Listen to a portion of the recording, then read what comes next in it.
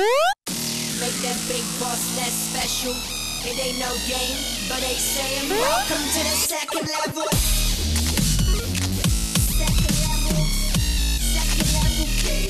Second level. What's up, guys? Welcome back to Level 2 Gamers, and today we're hanging out at St. Louis Wizard World Comic-Con, and we're hanging out with a very special guest, Mr. Kevin Conroy. How you doing today, sir? Good. How you doing? I'm doing fantastic. Everybody here in St. Louis has been wonderful. I appreciate you taking the time to sit down with us. Well, I guess technically stand up with us and do this interview. We have a couple questions for you about kind of the video game world, and the first one is, have you played yourself in VR for Arkham VR? No. No. Not at all? No. Would you like to? Or is it weird? It's too weird. It would be weird to play myself. To play yourself and hear your own voice? Hear my own voice? No. It might add to the immersion. I mean, I've watched it as I did ADR and stuff, but I've never actually gone through the whole game.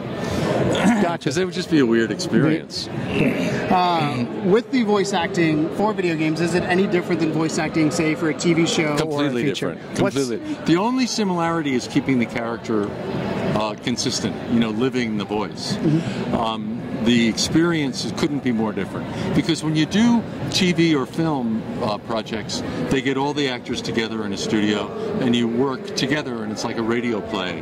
You bounce off each other, you feed each other energy, you react, like Mark and I are being in a studio together. It's wonderful. When you do a game, they really need completely clean takes of everyone because of the way the game is built and played. And in Arkham Knight alone, there were 37,000 lines of dialogue.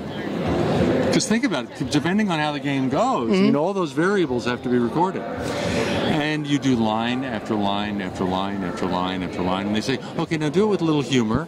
Line after line after line. Okay, keep the humor, give us a little anger. Line after line after, for 4 hours at a time, alone. And then you get an hour break, and then they bring you in for 4 hours again. I did it for 2 years for Arkham Knight. You get, by the end of the week, you don't remember how to speak English. I mean, your mouth just isn't forming words right.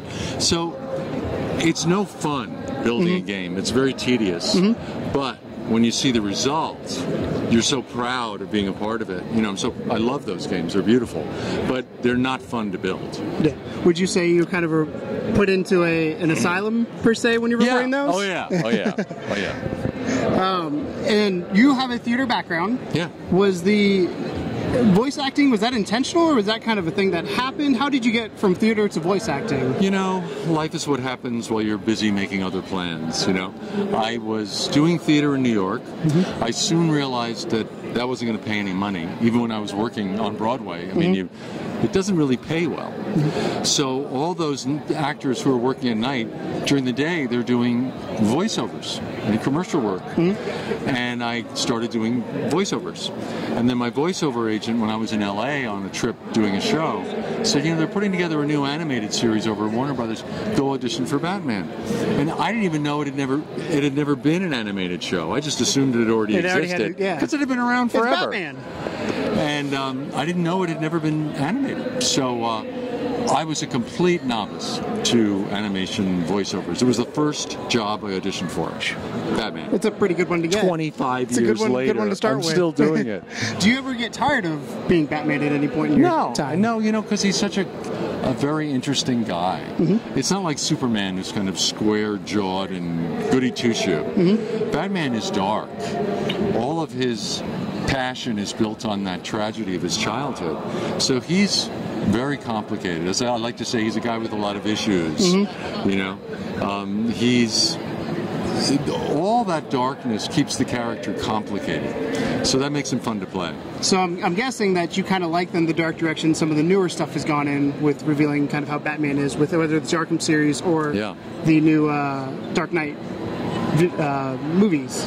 Yeah, I like the darkness. I think in some instances they might go a little too far with the violence, because the thing I love about Batman is he never kills. And in some of the, like Gotham, there's a lot of dying going on, and that's not the Batman I know. But that's just a personal thing. Gotcha. So I appreciate you taking time. Sure. It's been a pleasure, sir. Thanks. Thank you very much. Good.